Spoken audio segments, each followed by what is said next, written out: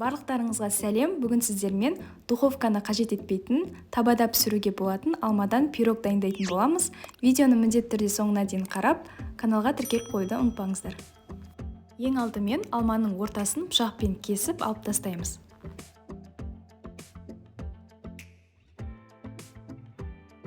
Сосын оны пышақпен осылай дөңгелек етіп кесіп аламыз.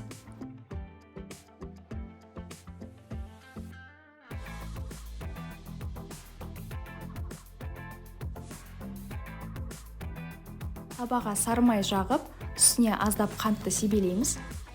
Туралған алманы қойып шығамыз. Қалауыңыз бойынша бетіне корицаны қоссаңыздар болады. Бөлек ыдысқа бір жұмыртқаны жарып, оған шым-шым тұз, қантты қосып, венчикпен жақсылап араластырамыз.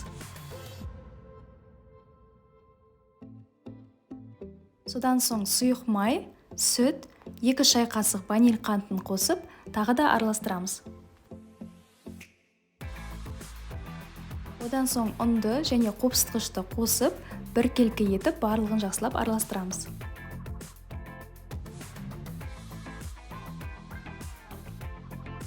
Осындай қою масса шығады. Дайын болған массаны алманың бетіне қойып, тегістеп шығамыз.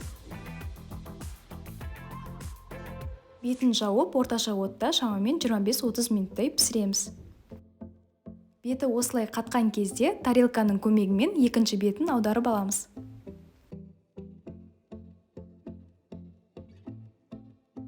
Тағы 5 минуттай пісіреміз.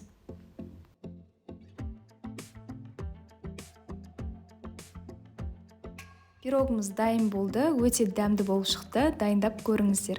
Рецепт ұнаған болса лайк басып, комментарий жазып, достарыңызбен бөлісуді ұмытпаңыздар.